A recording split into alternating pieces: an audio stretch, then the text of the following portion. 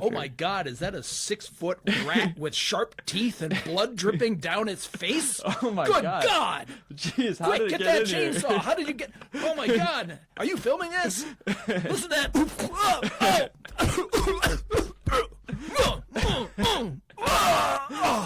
That'll Did be you the get all intro. that? That'll Man, we'll put that. what are the odds? We should start doing cold opens, I feel. Yeah. We should do those instead. Yeah.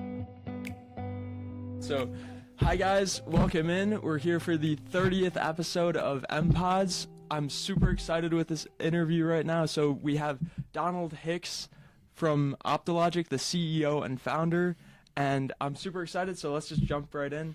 Yeah, Donald, could you give us a brief introduction into who you are and what you do at Optilogic? Call me Mr. President, but don't call me Donald. It's difficult for me because my grandfather, I'm named after my grandfather, Donald Jones, who was an auto worker. He actually was in the Merchant Marines in World War II. He lived in Hazel Park and went into the Merchant Marines when he was 17 and he was on a ship in the Pacific and it sank and he drifted for days while his shipmates were getting picked off, and he survived, and eventually the war ended. He came home and settled in and just worked for Ford Motor Company for 20 plus years until he retired. Great guy, passed away at the age of 98 with a full head of hair. Wow. He was the most popular guy in the home for sure. And so he was Donald, and I'm named after him. Okay. So Don, please, I plan to reclaim the name Donald. It's a bit like being named Adolf right now, because I travel a lot internationally, and when people say, let's face it, that is a bad brand. That is a terrible brand right now. I want to reclaim the brand. Okay. Did you ever seen the movie Office Space? Office Space, of course, it's a classic. It's a classic, thank you. And they're like, your name is Michael Bolton? And they're like, what? If you don't like it, why don't you just change the name? And he's the one that sucks. Same thing. So you can call me Don. Everybody calls me Don, but we do need to reclaim Donald for decency and humanity at some point in time here, and my grandfather. Will do, Don. Yeah, right on. So about Optilogic. So you founded it a couple years ago, and what do you do now with it? And could you introduce your company and its mission? Sure. I've got a couple of different jobs. Optilogic these days is certainly taking up the majority of my time. Officially, my sort of top-line job is Managing Director of Multiverse Investments. You can think of that as the world's worst family office. Okay, so it's like a VC firm that's trying not to make money specifically. Instead, we throw money at good people who are trying to do good things and applications and companies that I find personally interesting. So Optilogic, I got that one started back in about 2019, and it is originally it was founded to be a cloud-based platform that enabled operations research scientists and engineers to develop applications and deploy applications. Operations research it's my degree. It's what I studied in college. I still use it every day.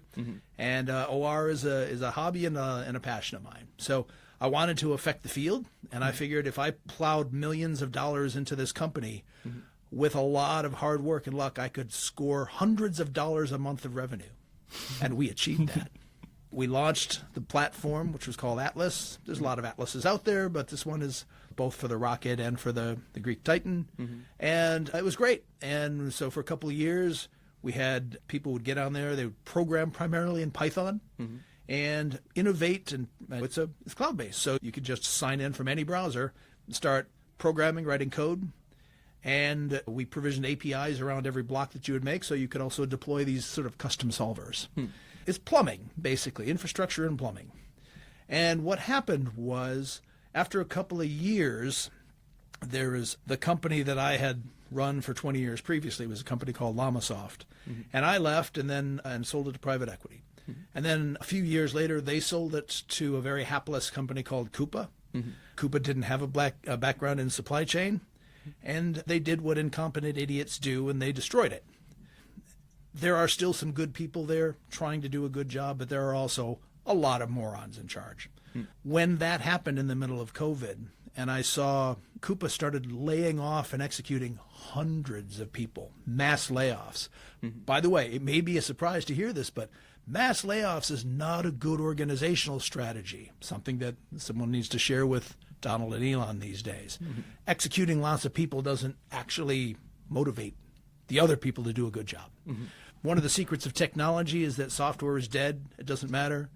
It's all about the people. You can always make more stuff.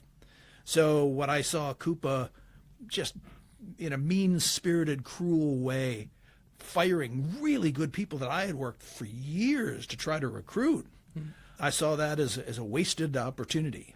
And so I hired some of the folks that were getting laid off because I wanted them to, they're just good people. I wasn't sure what we were going to do. And then what I saw was they were in the process, they went ahead and squeezed and destroyed the products and started pissing off customers as well, which is, again, surprisingly a bad strategy. And I made the decision to wait out the rest of my restrictive covenants and then take Optilogic and build a supply chain design application on top of it. So we did that and launched it in November of 2022. And so Optilogic started as an OR company and has come out with a supply chain design platform. So you would say now we're fully focused on supply chain design, unlocking innovation. We work with designers and analysts at some of the world's largest companies. Our good friends at General Motors, one of our greatest customers and one of the great companies in the U.S., and they're excellent to work with. Super proud of that. We work with Coca-Cola, great guys. We're working with Mondelez. We're working with a whole bunch of excellent companies. So that's where we're at now, and it's become a full-time job. It wasn't what I had planned to do, but it's galloping along. We're, I think, 80 to 90 employees now. And we have a couple of very big announcements coming up in the next 2 to 3 weeks. Ooh, exciting. All I can tell you is we're hiring. Okay. And so it's fascinating to me how you go about thinking about these things. So you started with the people first. You started with, there's a lot of really talented people and you got them on board and then you worked with it after. There's two parts to this, and you're actually smoking out a really good point. I started it because I was interested in it. I wanted to keep my hands in the OR community and in the pie. I felt like I had more to contribute. And I just love the space. So when I talk about making hundreds of dollars, I'm not kidding. It wasn't to make money. It was to make a product, to do something. I love creating things. I love building things. I love especially disruptive products. And so that's why I started it.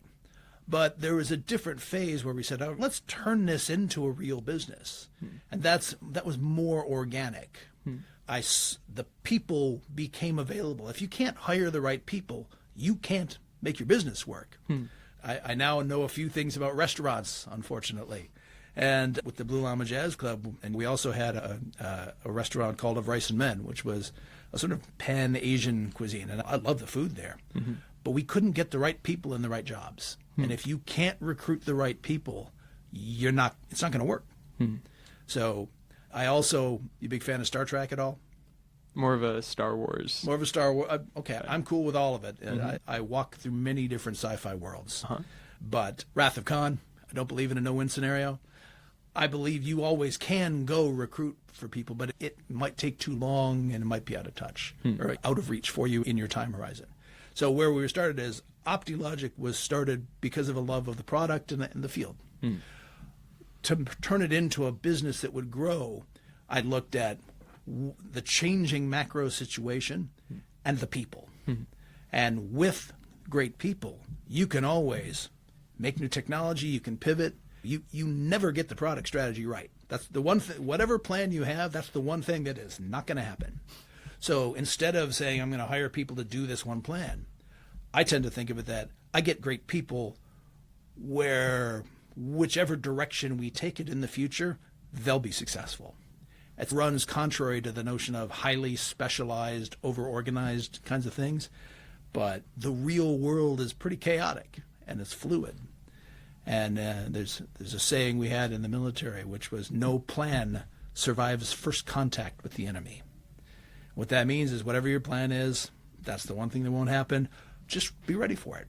It makes you look at people very differently. They're going to make decisions and you don't even know what their situation is going to be. So you have to trust them and plan for that. And you just mentioned a great point. And yeah, I think, there's a famous, I think, Muhammad Ali quote about this where everybody has a plan until you get punched in the face. I think that was Mike Tyson. Oh, Mike Tyson. Yeah, not Muhammad Ali. Yeah, Ali would probably be all over that one. Oh, yeah, Mike Tyson. I completely agree. That's also true. But yeah, the sentiment is correct. And you also just hit on that point. So you were in the military for some time, and you started off at West Point, and then you were a field officer in Germany as in like the artillery section. That's right. And then you transitioned to This is the part where you go that's a Wayne's World kind of reference. Yeah. Yeah. And then you did your MBA at Michigan. Yeah. And could you just rewind the clock just a little bit back to maybe starting with your MBA? Speed me along if I start to drag ass on this one. I went to Troy High School, and so we were talking a little bit before this about I'm very familiar with Ann Arbor. Pinball Pete's was still a place I would hang out back then, which is interesting because it took me all day to ride my horse to get here. That's a joke. But I would come out here, and Michigan was definitely on my list of schools. And they asked for a deposit on a dorm, and I'm like, oh, I can't afford that. West Point's not asking for a deposit. How about if I do that instead? So I went to West Point and then served in the Army for a couple years, indeed, in the field artillery, and then ended up back over here. And I really needed to learn something about business because field artillery it doesn't have a lot of transferable skills. Like a lot of most companies are not advertising positions for people who can deal death, destruction, and hurl projectiles 10 kilometers downrange to destroy or disrupt an enemy installation. There's not those jobs in the civilian world. I decided I needed to get a job, and also I needed to go to school. So I did a search when I got out, and I got a job working at a production factory at Guardian Industries doing windshields, and then I went to school at night to work on the MBA. So it was busy. I overloaded every semester, every term for the next 3 years, so finished that in 3 years. And about halfway through, I found myself first working in some consulting I'd shifted from the glass factory to using simulation to do production operations. And then I got laid off, and I'm like, now I have time on my hands, but no money.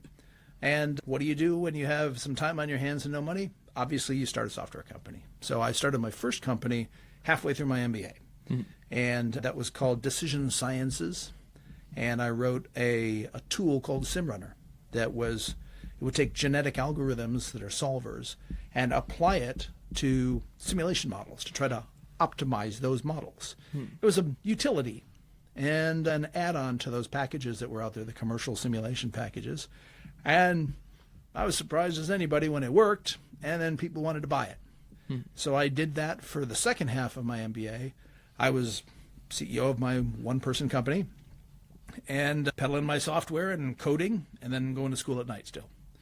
And one of the last classes I had here was an entrepreneurship. It was like entrepreneurship and venture capital. And it was taught by a guy named Dave Brophy. Do you know Dave Brophy? Dave Brophy. No, I'm not. I'm pretty sure he's still hanging and banging and causing trouble over at the business school. He's pretty legendary over there. Okay, I'll have to reach out. Yeah, and we were doing we have this big presentation at the end of this thing. This was like my last class. And he said, I want you to, for this, pretend like you're going through a sale or a fundraising for a mythical company. And I went up to him after the class, and I said, I'm really busy. Can I just do my project on my actual company because I'm going to sell it. I've got some interest in that. He's like, yeah, no problem. And so I did that in that class. And at the end of that, I went up to him and I said, look, this is heating up. I've got some acquisition interest. Can you recommend a consultant? And he looked at me and said, yeah, I can. Me.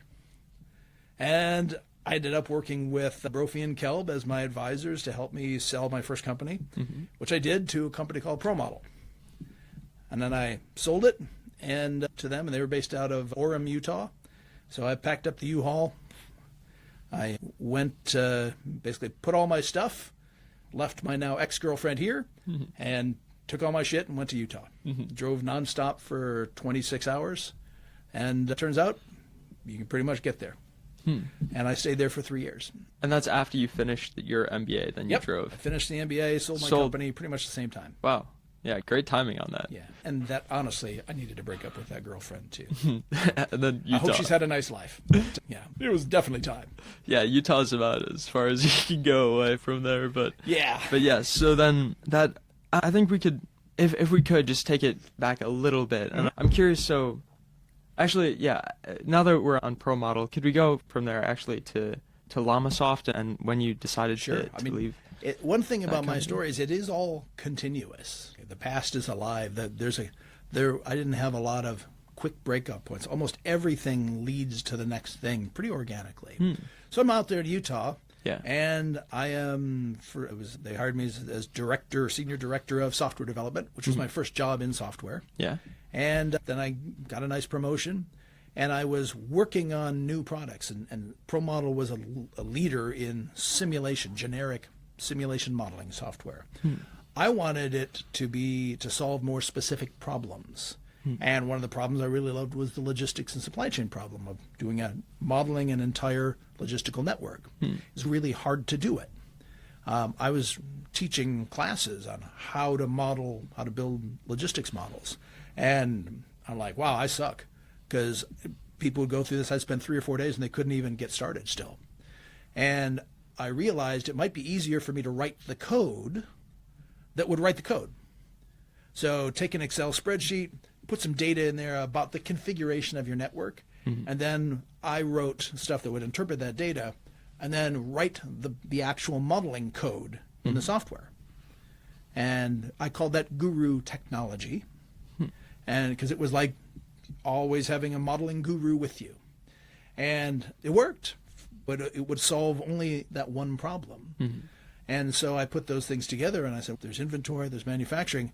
I think I can make a product out of this. And ProModel didn't want to make that product. They wanted to stay very generic. I wanted to narrow and then focus on one problem, but solve it more completely. And so I negotiated a deal, spun out the technology I'd been working on. They gave me a teeny tiny little bit of money and some license to work with their engine. And that company's called LLamasoft.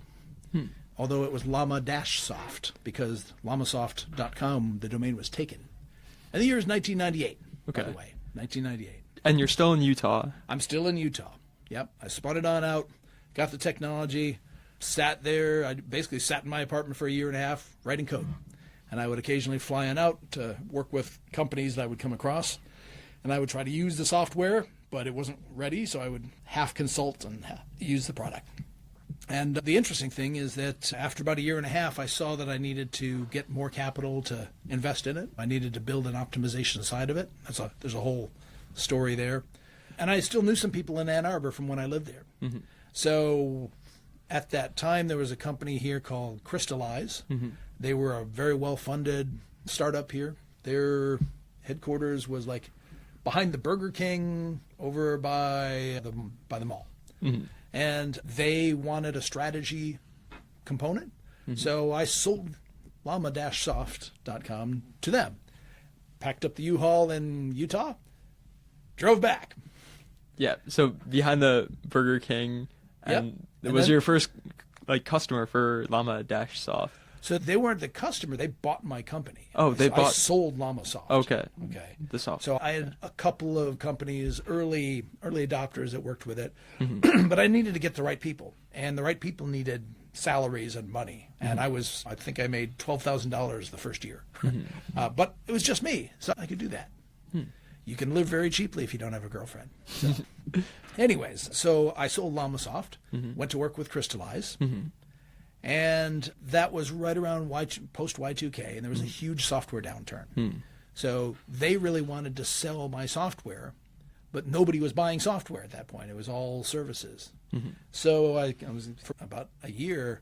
They were like, "Hey, you got to go get some people to buy your software." And I said, "Well, I can get consulting, but no one's buying software. You can't change the markets that are there in the short to medium term. You have to navigate what is there, and these markets go through up and down waves." If people are not really buying software, if they're shifting to services historically, sell them services. But that company didn't like that. So I actually bolted after a year. I went back to grad school, and I was a member of the first class of the bioinformatics program over there at Michigan. And one of my advisors, a guy named Brian Afey, is still over there. Lovely man, and smart as a whip.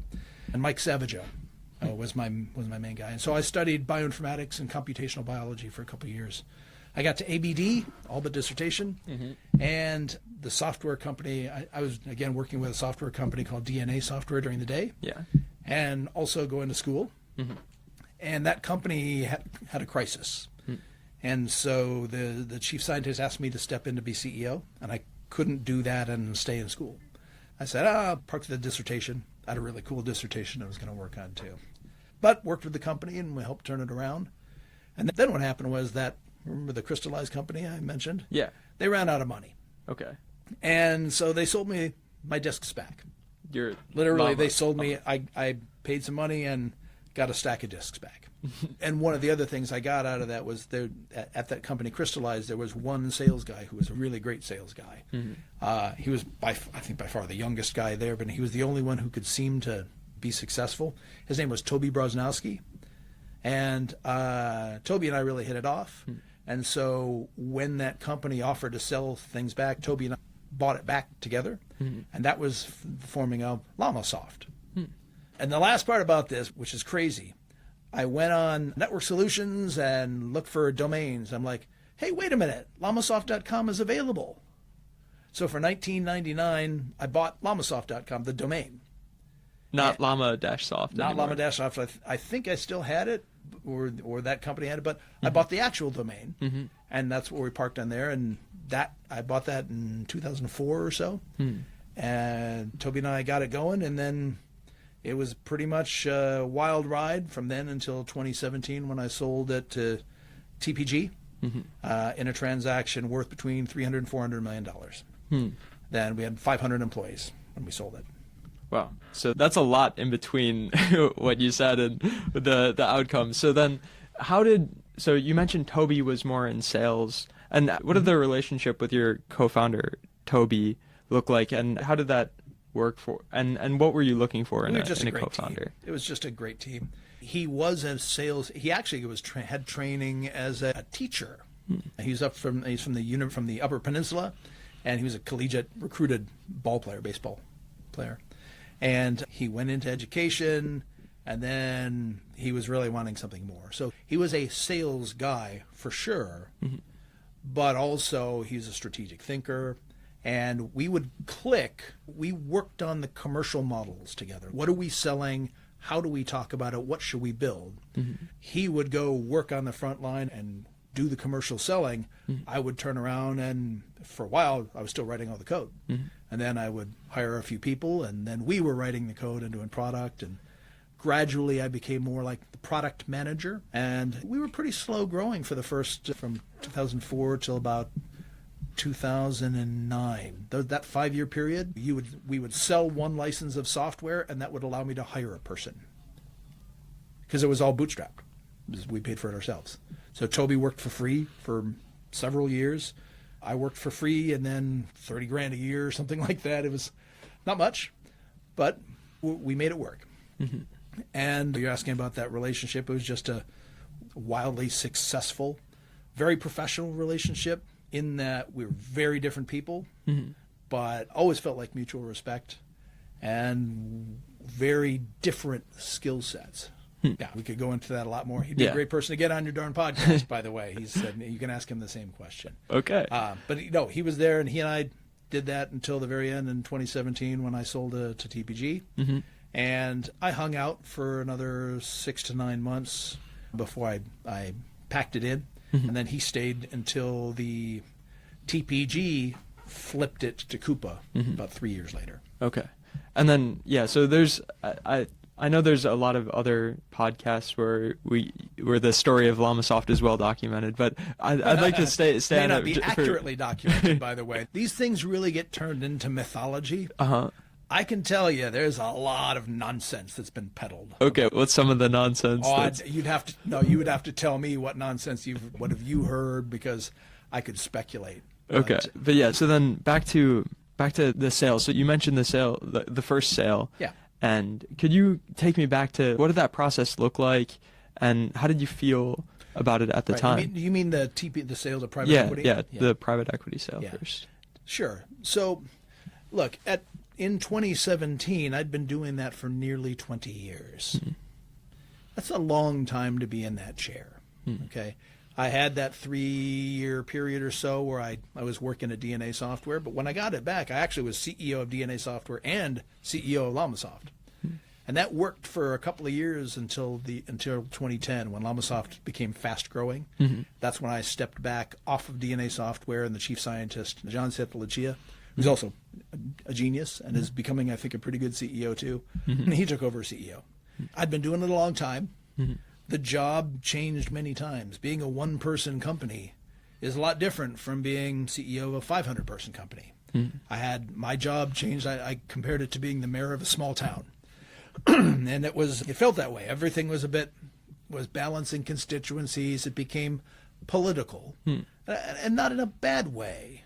I loved making new products, but my job by the end was I would sit down with my demand guru team, and we would talk about a few things. And then I would go away, and 3 months later, we would have another meeting, and they would show me everything they did. I'd be like, oh, that's really awesome, but this other thing is really in the wrong direction. And they'd be like, oh, yeah, okay, we see that. And then they'd go away and go have the fun and build stuff. And in the meantime, I'm talking to lawyers and talking to bankers and talking to investors, and that's all I did. It's not very creative. I was still working on innovating, but it was more around process and HR issues, always focused on culture. We were a mission-driven organization, and it was pretty exhausting. It was time for a break. So when I wasn't trying to sell the company.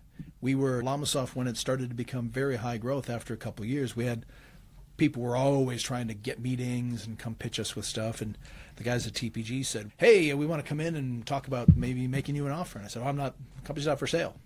And I said, there's not a number you could tell me that would make me change my mind about this one.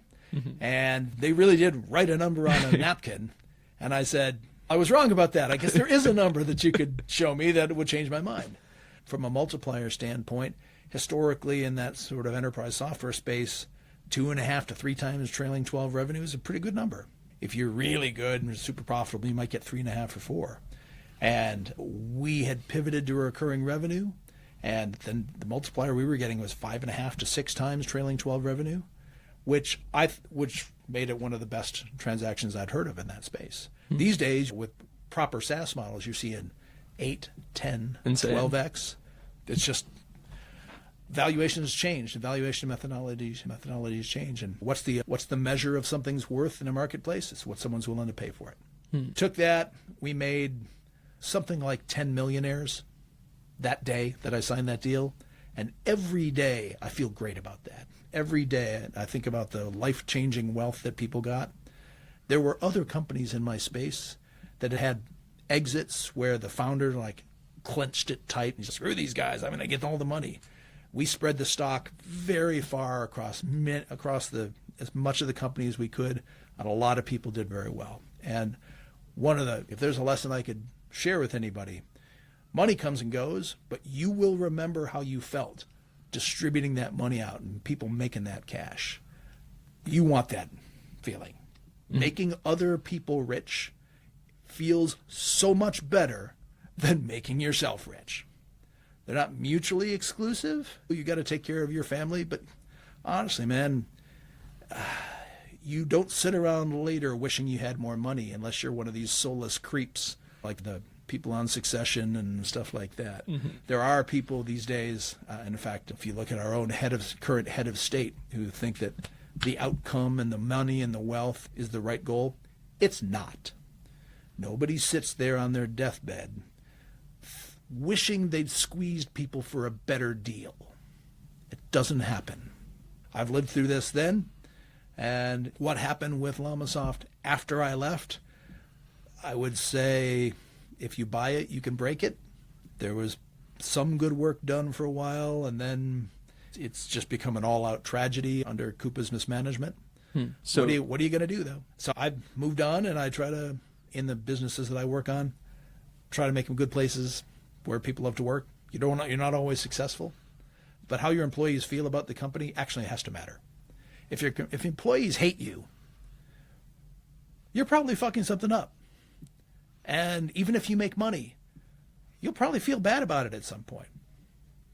Now, if you're a sociopath, like our current president, you don't really care.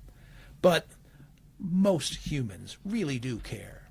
And you screw people over, eventually you will pay a cost. You don't know if it's now or when you're dying alone in your mansion someday. It matters how you treat people. it comes back to you. And It does. It does. It's not the same sort of, we all wish that there was some level of karma. If there was karma, Donald Trump would be in prison right now. Okay. Karma happens in different ways. Around your reputation, it creeps in. For some people, they're just oblivious. But I think most people want to think of themselves as having lived a decent life that contributed to society, that their fellow countrymen and women held them in high esteem. Those things still do actually matter. It's not, when you talk about the ends and justifying the means, which is a question that you have on your list of questions. Like, what's a question that I wish we could ask? Do the ends justify the means? We could do an entire podcast discussion on it. yeah. And in general, what I'll tell you is, no, they don't. How you get to where you're going is as important as getting there. Almost all of the time. So many crimes and terrible things get committed in pursuit of, my goal is worthy, and therefore I'm going to do all these terrible things. I'm going to get the money, and therefore I'm going to screw people over. I'm going to step all over them.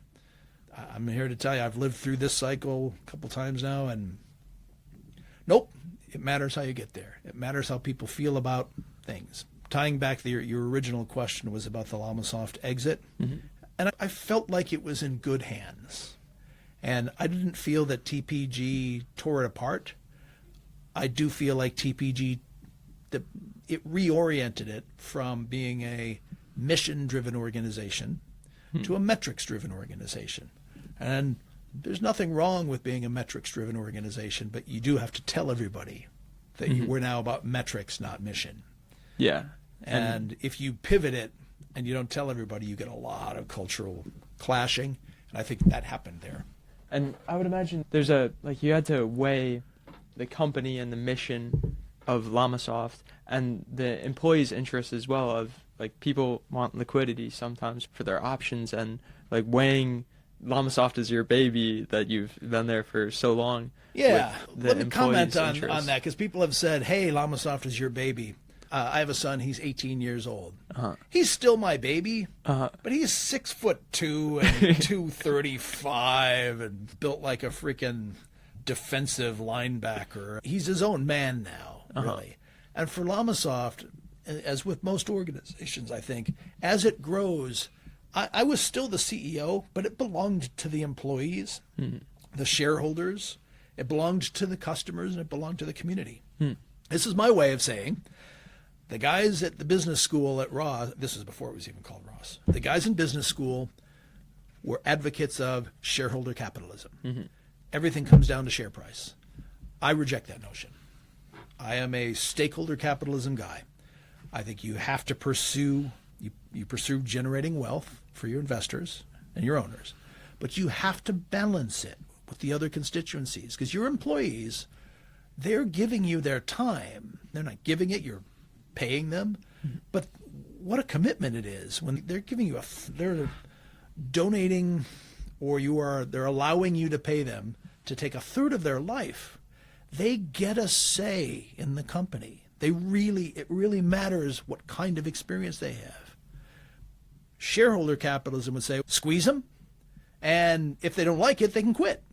And if they don't if they don't quit, then they must be okay with it, or okay enough. I really reject the simplicity of that, the oversimplification of it. Your customers, every time a customer buys your software or they give you a contract, they're getting stuff. It's an arm's length transaction. But they're also taking a risk. They're betting on you. And they have, the people who made those decisions, it's not a company, it's people. We recently landed a big deal with IKEA, this little Swedish company that does this furniture you may have heard of. And those guys, yes, IKEA is a huge company, but it still comes down to some people made a decision and risked their careers and their jobs to work with, to select our company. Yeah. You have to respect that decision. They're part of the system. So it's, by the time as you get bigger and bigger as an organization, you belong to different constituencies. The community, we have a huge impact on the community when you're a 500-person company. There's 2,000 people depending on the economics of that. You better believe screwing over the downtown offices or not giving back in any way, it's not fair. We can do better. I love that I balanced, our values for any of my companies are to balance these constituencies. And that's difficult. Again, that's politics with a lowercase p, because you have to balance this. Sometimes these things contradict each other. Do I help? This helps customers, but it hurts employees. It helps employees, but it hurts investors. And people want a sort of fixed notion. Shareholders come first. And again, if your goal is making money and increasing wealth, you should aim higher.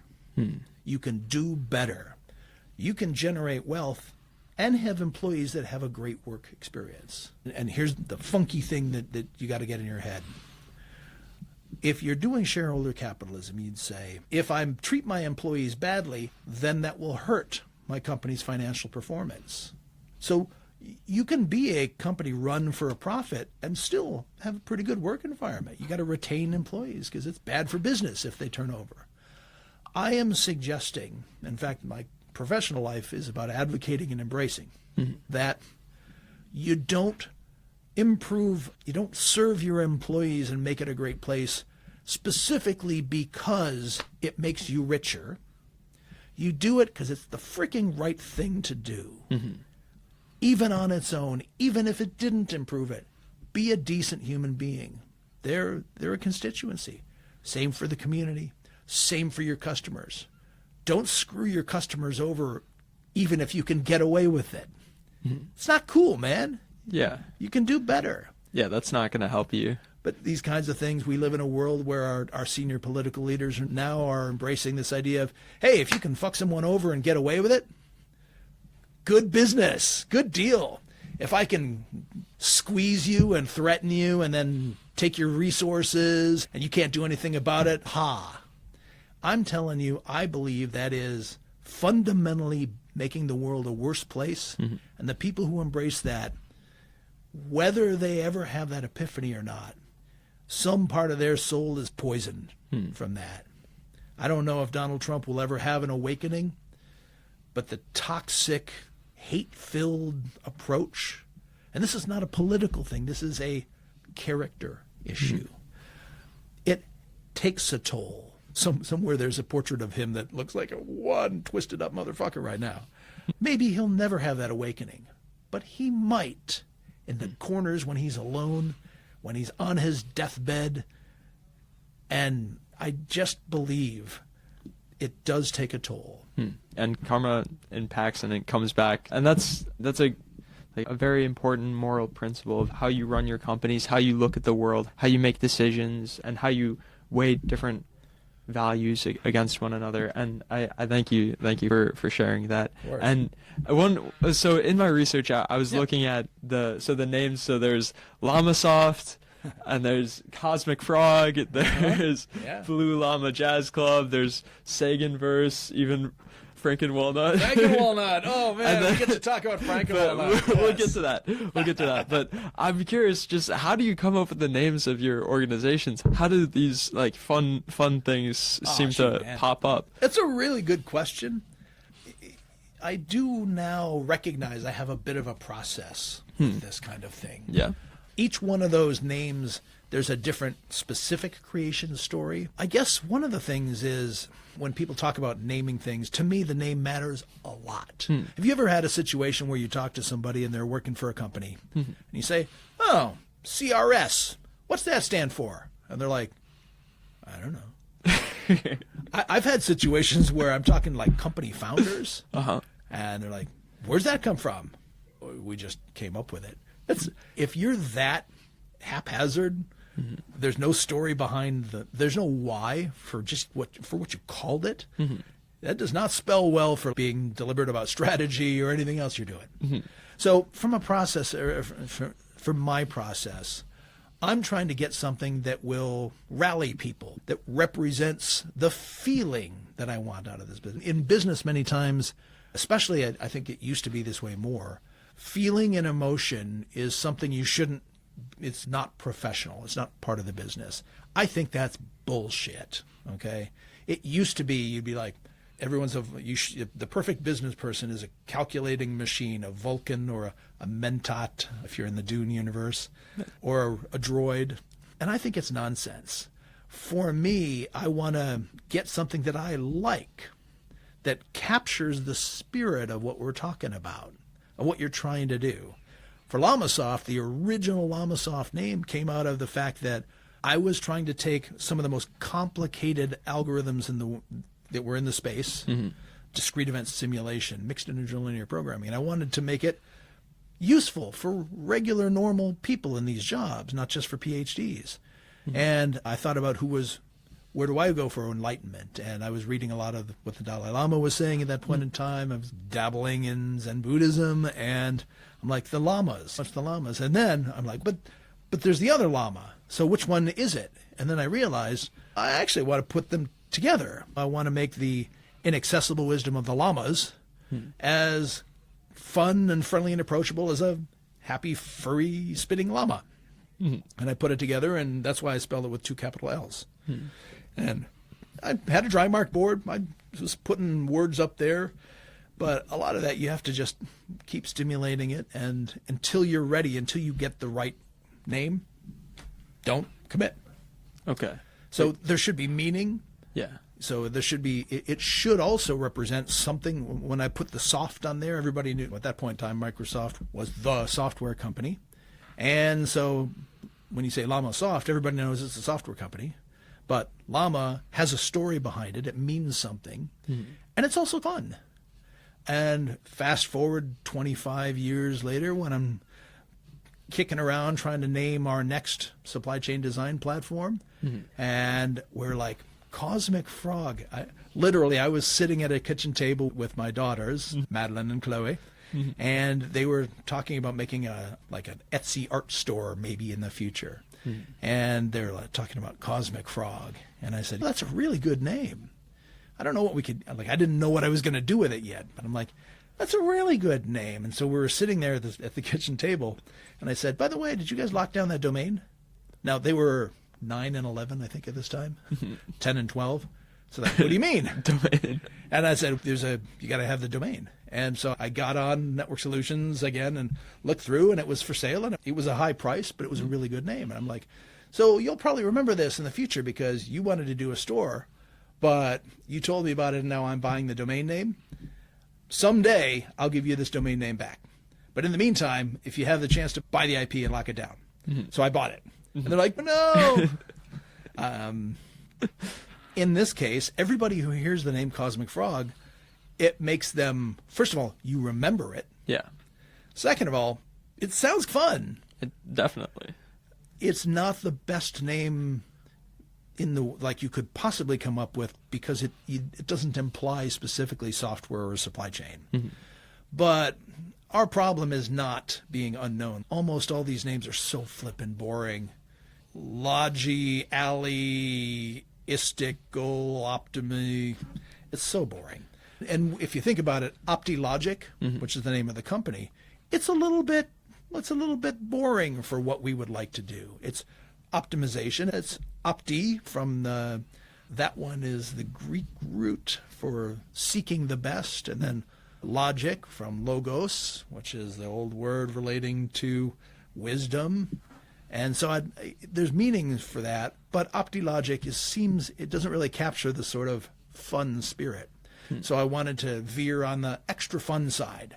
So Optilogic sounds like a really serious sounding company, but our product's freaking Cosmic Frog, which is awesome, Yeah. And we have like frogs in spacesuits, and we have frogs flying spaceships, rescuing errant llamas off of asteroids and things like that. It's freaking fun. It captures the spirit of the culture. So you have to be unafraid, especially in technology, unafraid to put emotion in it. You're not trying to be a Vulcan. Be a human being first. Have fun. And when people come across our stuff, they get a sense this might not be a drag. This might actually be fun. And Okay. that's accurate. And make it exciting, make it fun, and then people make it will want to memorable. do business with you when it's fun to work with you too. If they smile when they hear it, you've done more than most marketing in terms of establishing a brand with the right kind of externalities, the right impression. Now, you may know one of my businesses is the Blue Llama Jazz Club. You'll notice Blue Llama also has 2 capital L's in it. And you could tell, now the next time you look, you'll see there's a capital L, then you'd have a small L. We have 2 capital L's. That's not how you spell llamas. It's for llama. And the In Dalai this Lama. case, no. In this case, that was the old story. That was for LLamasoft, but that company's gone. For this one, I wanted to specifically have a world-class music venue and jazz club that also was one of the best restaurants in the state. So we wanted to do the love of food and the love of music. And that's the 2 capital L's in the Blue Llama Jazz Club. Okay. And then the last part is a bit of a tip of the hat or some continuity, because it was the LLamasoft journey that enabled the Blue Llama to be born, to happen. And just to come full circle on this one, the Blue Llama started as my business and something to do, but it has become something that belongs as much to the community now as to the guy who pays the taxes on it. So it's our guests, it's our artists. Our artists come in there and they own the stage. It belongs to them when they're there. Because if it's not for those guys, it's a very quiet place. And if it's not for my guests, nothing's going on. So the sense of your business belonging to the community. Did you ever hear of when President Obama he gave a speech and he talked about how your business isn't really your business. It doesn't belong to you. It belongs to everybody. He very inartfully was trying to make this same statement. And I've really come around to believing he was onto something. It's the community that makes that Blue Llama not just an empty box. And the artists who give you their evening and their emotion, they have a say in it. And you shouldn't share away from it. If you're just trying to beat your chest and show everyone how important you are, you're like, it's my business. My name is on there as proprietor. Super. Yay for me. But it's nothing without my team, my service team that's there, Derek and Scott and Maria and Emily and Chase and Brian, and I'm still missing a bunch of people, and Johnny. Those guys, they have a piece of that. And my guests, when they come in, Bob and Brad and all my fun regulars, and then the artists, the business really does belong to them. You can't have everybody's name on the darn paperwork. But society seems to be going in a direction of being less generous and wanting to say, this is mine, not yours. And I think that's a bad direction. It's incredibly gratifying to be a steward of something that becomes more and more owned by the community. Anyways, Okay. I've gone off on a tangent on that one, but I think about this one a lot. Yeah, it ties back in. You were gonna. It's of a piece, yeah. Yeah, it ties back into all the organizations that you're a steward of, rather. Yes. That of how you're looking at these organizations. I think it's incredibly valuable to think about things that way too, because I don't know, that's really what you are, is you're creating these communities and these organizations of people. That's right. And I also feel like there might be like something that we're missing of your story. I feel like in that most people don't have this type of drive or hard work or intensity, or how would you like describe like the type of like skill, or not skills, but like the aspect of your personality that like keeps pushing and keeps growing and expanding these organizations and Yeah. always thinking about new ways to improve things. Like, I'm curious what part of your personality is. I will like that. attempt to talk about myself. I'm not a big fan of that in general. I guess I would say one thing I have noticed about myself is it must be a mental disorder, I think, some kind, that I have a hard time differentiating between what I imagine and see in my head and the real world. Like for me, when I see something in my head or I dream, you can say you dream it, I'm like, that could be real. For most people, I believe, I think, most of the time, if you're like, oh, I could see you doing a jazz club there in that space, they're like, oh, but I would never do that. People talk themselves out of these things. It's like a bit of a lack of a mental filter.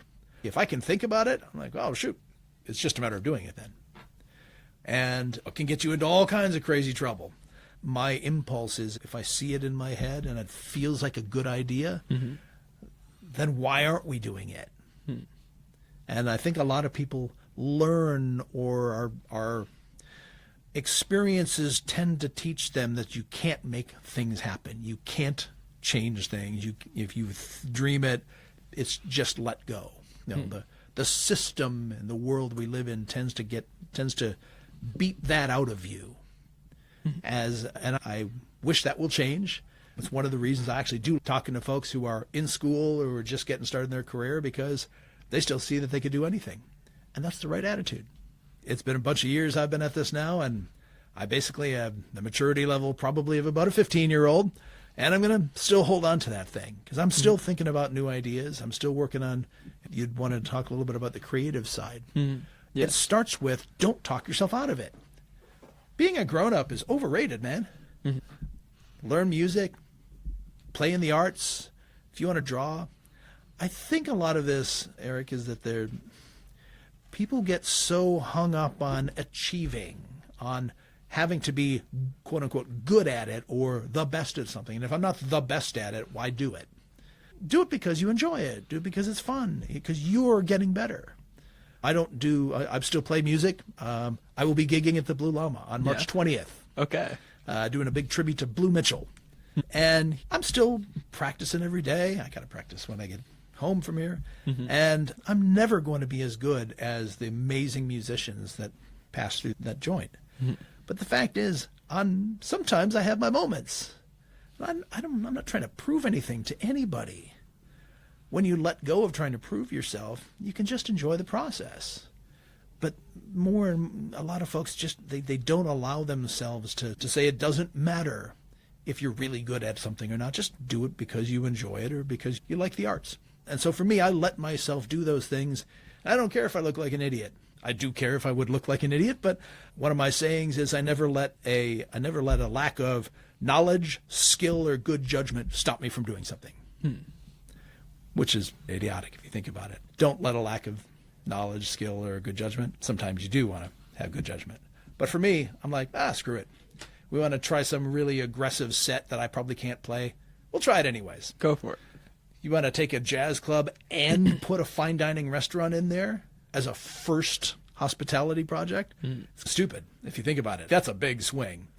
Most people would either talk themselves out of it or someone else would take. I sought out Ari over there at Zingerman's when I was doing the planning for this. And I said, Ari, what's your advice? He's generous with his time. He sat down. I told him what I wanted to do. And I said, what's your advice? And he's, don't do it. Just don't. It's a wonderful idea. Don't. And what he was really doing was saying, if you have a choice, then don't do it. I didn't have a choice. It was in my head. I can see it. So now you got to go do it. Okay. So it ties back into this. You see something and it's in your head and it's in your mind's eye, to say, and you just do it. Yeah. And I think that is of a piece that all these different activities that I do between music or writing or whatever, or sponsoring other people's projects, it's all the same thing. It's not a whole lot different. I don't feel different about working on the next version of Cosmic Frog or our software or working with our team. I don't feel any different from that and working on the Frankenwalnut sequel. which is underway. Yeah, and so that goes back into the different projects you have. So are there any projects that you've got in your mind's eye right now that you would love to do but haven't had the time so far? Yes. Yeah. I have a long stack. A list. I am actively working on the sequel to Frankenwalnut. Okay. Okay. Frankenwalnut, about 1 out of 5 kids who read it love it, like it's their jam. And for the other ones, like, okay, fine. But some of these kids really love that story. And at the end, spoiler alert, Frankenwalnut, you don't know if he's alive or dead. So he's just, you don't know. And the fact is, there is a sequel. It's going to be The Adventures of Frankenwalnut and Cassius Cashew. And it tells a whole other story. And I am struggling with, how do I carve out the time to really put myself in that world and write when I know I got to be on a call with lawyers at 9 a.m. That it's so jarring. I struggle with that one. You'd think just carve out the time and start writing. It's really hard to do that. I've got another project under development called Miriam on the Planet of the Unicorns. I'm working with this just unbelievable artist, Kiri, and she's building this visual world, and I got to carve out the time to write that manuscript. I've got the full treatment. I've taken a couple cracks at it, but again, I need enough space to do that. On the film side, I'm executive producer of a film which is about the life of Marcus Belgrave. We're still kicking around the official title, but Marcus Belgrave was one of the greatest musicians and mentors of all time in the Detroit area. And he was an Ann Arbor resident. He passed in 2015, and we've been really lucky to work with his widow, Joan Belgrave. And this movie's going to come out this year, I think. So we're going to take it out to the film festivals and see if we can get it on some streaming services. Okay. But we have to get that done, and then we have my creative partner, Ariano. We've got a bunch of other ideas of other films we want to do, but we can't do that until we've done proper service for Marcus Belgrave's documentary. So there's other fun film ideas. They're all, the Hollywood term is in development. So those kinds of things are there. Yeah, and my next question was going to be asking if you had a favorite artist, because you're into creativity and jazz and art, and I would guess it would be Marcus Belgrave. So he's an incredible horn player, but for me, I don't end up having just the one favorite. I love seeing the interconnectedness. Obviously, right now, I'm a little bit obsessed with the playing of Blue Mitchell. So for our gig on March 20th at the Blue Llama, we're going to go through his entire Blue Soul album. And it's a bit of a minor obsession. So on the side, I've been really lucky. I started taking some trumpet lessons from the great Anthony Stanko. Anthony he's the jazz trumpet professor over at Michigan State, and leads a couple of the ensembles there for, I think, first and second year. He's such a good teacher. But he's, okay, here's your assignment. Go learn the transcription for Blue Soul. And I hadn't heard this one before.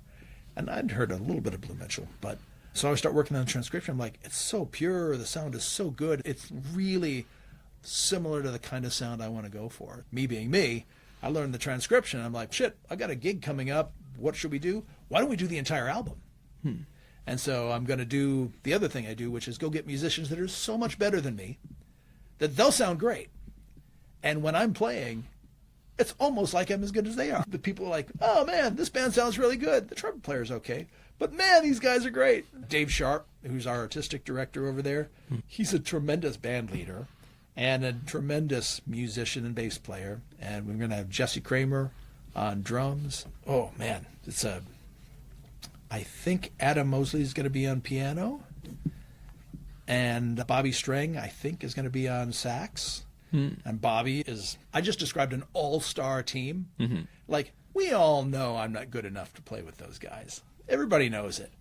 But in my moment, when I'm playing with those guys, they're so generous. They pick you up and pull you along, and I play almost like I'm fitting in there. And sometimes I am fitting in, and those are beautiful moments. My goal in terms of goal setting, my goal is for someone listening to that group to think, all those guys belong on that stage. That's it. March 20th. March 20th. Come on Show down. up. Blue Llama Jazz Club. Come on down to the Blue Llama Jazz Club. You mention this podcast, you'll get a free drink. Oh, Free awesome. cocktail. Hear that, guys. Yep, nope, come on down. You don't even have to stay for the whole thing. But if you like it, definitely do. Okay, and thank you. You've been so generous with your time today, Don. And I'm just curious, one more thing. So, is there anything that's glaring that we might have? I know there's a lot that we haven't mentioned in this podcast, but is there anything on your mind that you'd like to talk about that we haven't yet so far? I guess the general advice and topic. It's such a weird situation. I guess the first thing I should do is apologize. I was out in Lansing the other day I had to charge my Tesla. I'm getting rid of my Tesla, by the way. I'm switching it out for a Lucid because, honestly, fuck Elon Musk. Okay? He can do what he wants to, but I don't have to endorse his products. But I was in there, and this group of kids were in there, kids, 19, 20. They were either at high school or college age. And they took a look at me, toting on into there to get some orange chicken while I wait for the thing to charge. And they looked at me like, Trump or Biden? And I'm like, geez, what do you... And I said, that's not a choice. There's only one human being out of those two. I vote for humans, and that's obviously... I would vote for a rock with a face painted on it over the orange monster guy. But he's, okay, good. Well, and I said, and by the way, I got to tell you guys, I'm sorry. Like, my generation really, we fucked this up. I don't know how we got to the point where society is putting these kinds of odious people in power. It's never too late to change. I would beg all of these guys to change. There's nothing, I'm not even talking about politics. You support limited government, you support expanding government. It's fine. Those are all valid debates. And you think that abortion should be legal and safe for everybody, or you think that abortion is a terrible thing and it should be illegal. Those are points that people can debate about and talk about. But being cruel, going out of your way to hurt people, the cutting of the funding for the things that we were doing in sub-Saharan Africa, getting HIV drugs to pregnant women, and somehow that's a bad idea now, it's embarrassing. So the two things I want to leave you with is, number one, I apologize. People who are my age should have done better. How did we let this happen? And those friends that I ran into in Lansing, I'm like, sorry, but you guys are going to have to fix this because I'm running out of time. And for those folks who are here, when I see all the young folks here in the school, I'm sorry. You guys are going to have to do better than we did. We screwed it up, man. The government that you currently have, you deserve much better. And I can't figure out how to fix it. You guys got to do it. And I'll be there to back you up and support you however I can. My kids and their friends, you're going to have to do better than we did. And then that's the other thing, is that don't give in to the cynicism, okay? You can change it. You can fix things. It's going to take longer than you think. There's not the simple answers don't work. You're going to have to work through people, not against them. You can have conflicting ideas, but don't attack the people themselves, okay? And when someone on the other side of the argument does something good, acknowledge it. Say, yeah, props on that one. Not everything that Donald Trump says is or has done is a bad idea. My knock is anybody who is delighting in cruelty, delighting in hurting people, who wants to aggrandize themselves, and it's all about themselves, that kind of selfishness, that's bad. Whether it comes from Democrats, Republicans, Greens, Communists, Socialists, it doesn't really matter. When you see that behavior, it's wrong. So trust your moral compass out there and keep working it. And as long as I can, I'll be trying to back you guys and doing what I can to support you. Yeah, and I think that's a good place to end it. But yeah, so the message is do better as young people, and do and better never than lose we did. You guys, your optimism. You inherited. We passed along a system that isn't as good as we should have, and I'm sorry about that. But you can change it. But you're going to have to really dig in and don't lose your soul while you're doing it. Yeah, and also stay on the optimistic side as young people, and if you have like a vision for what you want to get done in the world, also don't be like discouraged by people saying you can't do it. Don't even listen to them. Okay. Do listen to good advice. I'll share one last thing. There was a guy recently, he was like a recent college grad, and he came and he was asking for business advice, and someone had passed this along. And this guy was like, here's my business idea. I'm going to do this and this. And I'm like, you don't even know, he didn't really know what he was talking about. So I encouraged him.